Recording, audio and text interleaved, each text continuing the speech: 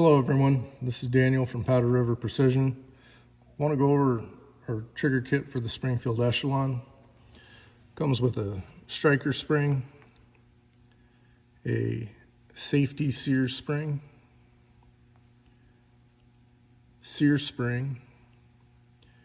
and our trigger with the trigger safety. Let's put it in, see what kind of results we get. Before I get started, I'm going to evaluate where the factory trigger is at. The front mark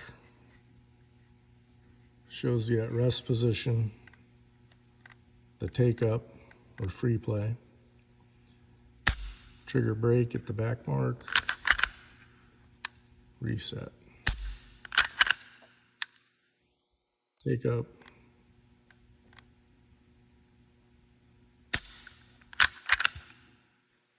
reset. Suppose we can go ahead and check the trigger pull weight too while we're at it.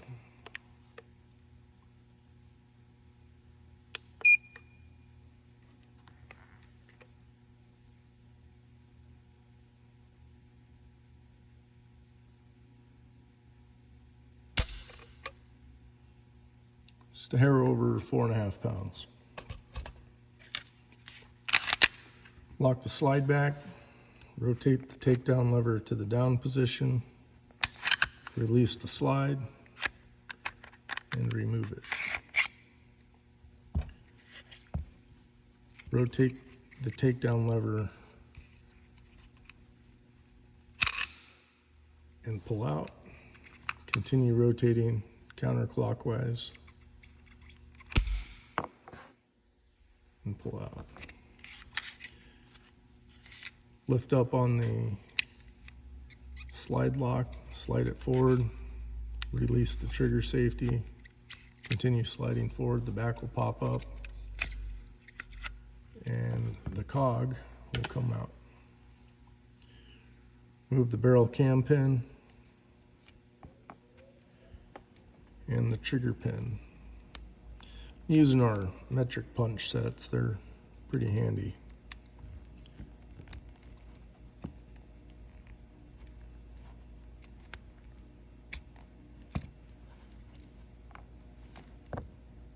Going to remove the slide lock as well. We can move the trigger up and out.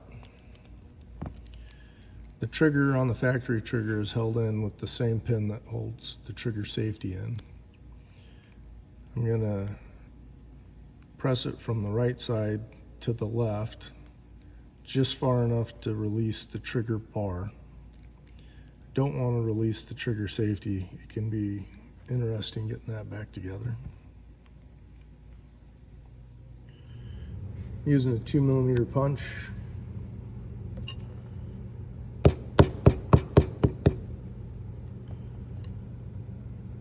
And that's about far enough.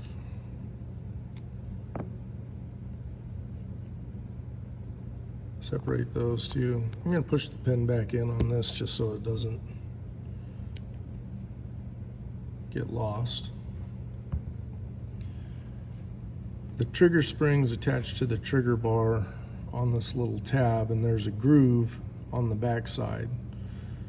So I'm going to line the open end of the spring up with the groove on this corner and lift it off. I'll install our trigger return spring in the same way. Find the open end of the spring, line it up with that groove,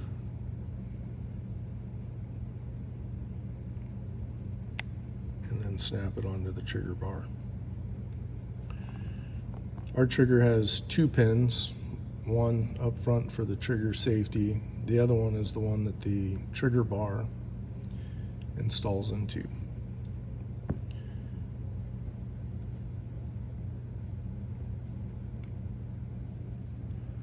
Line up the hole looking down from the top.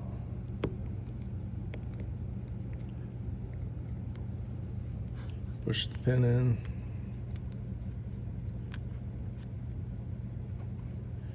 And using a 2mm punch, make sure it's seated.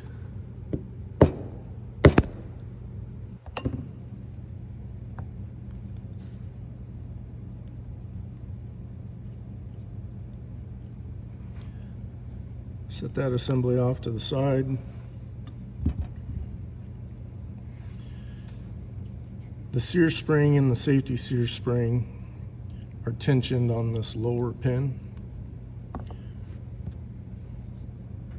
So I'm going to push it to the left. I'm keeping my thumb over it so it doesn't fly off. Release the tension. And then I'll push the sear pin out where it falls out. And then we have a pile of parts. The sear spring and the safety sear spring are nested inside each other. Set those off to the side. This is the sear. And this is the safety sear. And this is the sear lifter lever.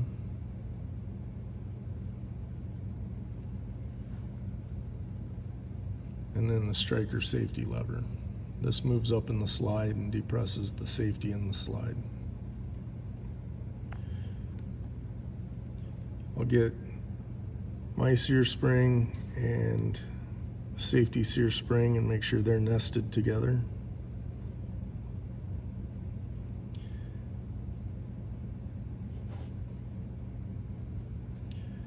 And I'll install that on the peg on the sear.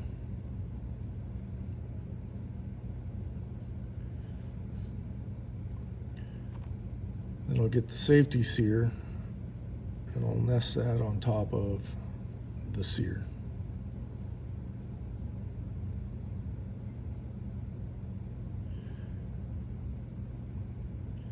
Take that as an assembly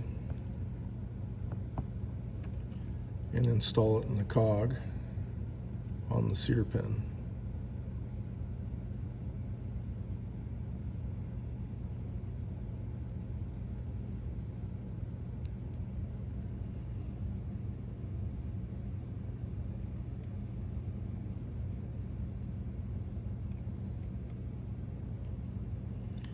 And I'll slide that whole assembly to the left side. Push the pin back in just so it's flush there. Take the sear lifter lever and install it underneath the sear and the safety sear at the front.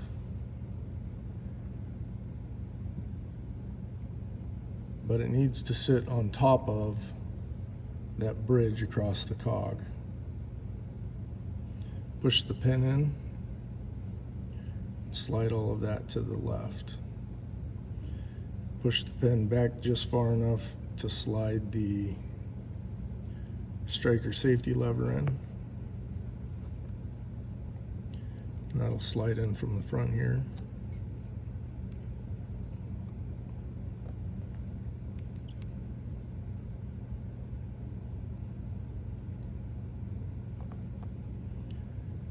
And looking down from the top, I can line up the hole and push the sear pin all the way through.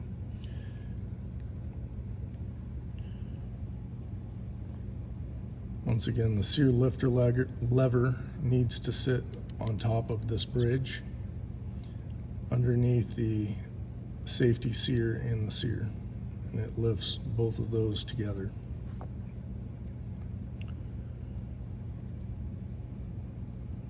Make sure the sear spring is seated on the sear, the safety sear spring likewise seated on the safety sear. Then I need to tension the two spring legs and reinstall this pin.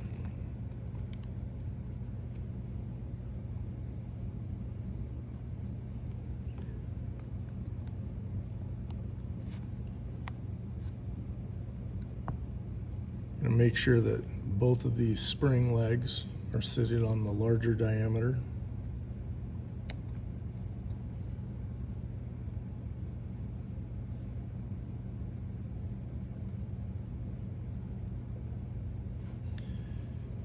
The sear should move independent of everything else, up and down.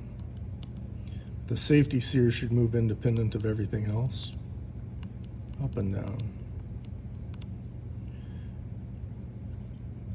The safety lever can move independent, and the sear lifter lever should move both of the sears simultaneously.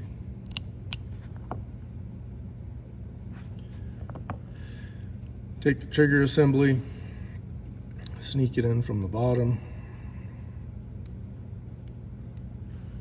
back of the trigger bar goes like that, this notch below the pin. Trigger pivot pin,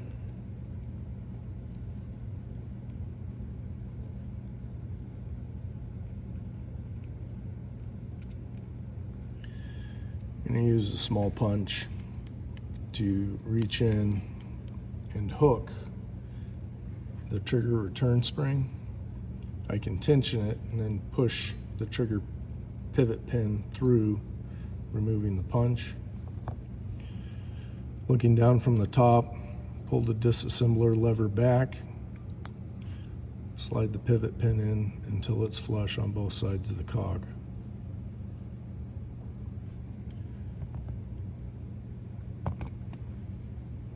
Slide lock and the barrel cam pin.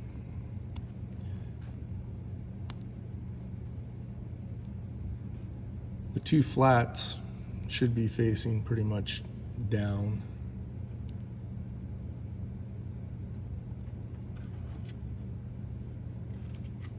Reinstall the front of the cog first, sliding the back down. Push back to seat it.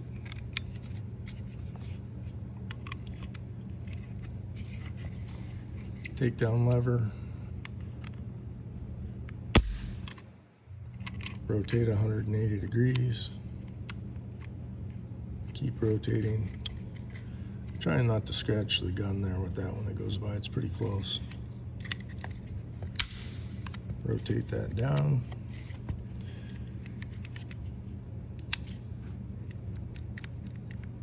Pull the trigger to the rear, hold it, disconnects, resets.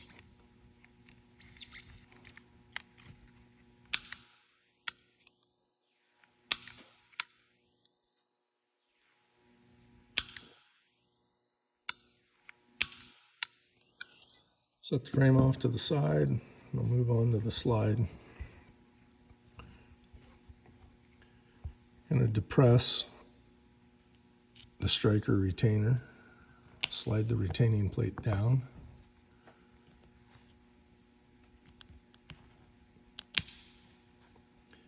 The extractor spring, striker retainer plate.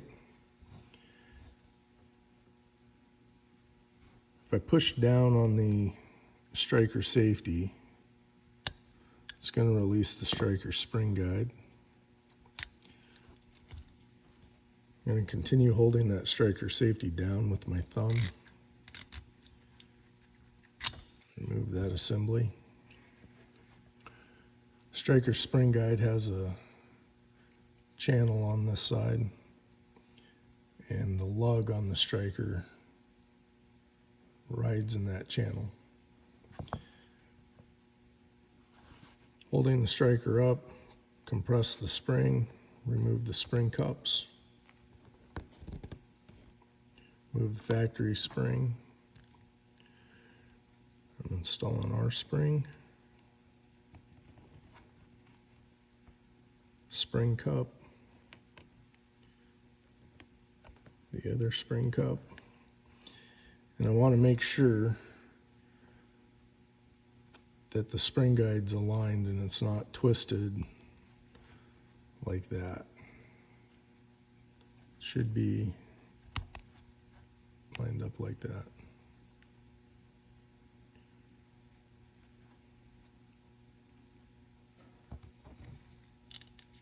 Install the striker assembly.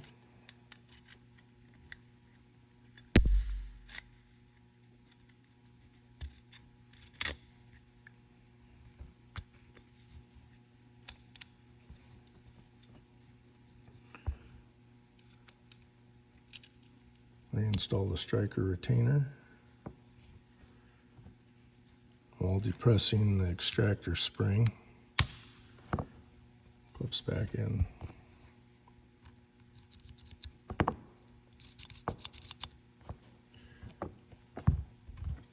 Just throw the slide back on and see what we get.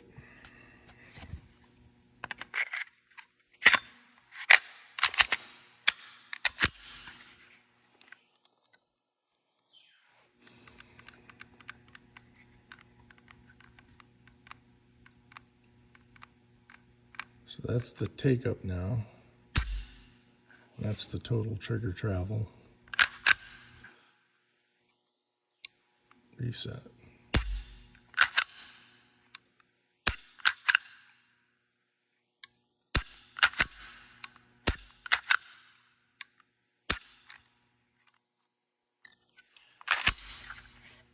Check the trigger pull weight.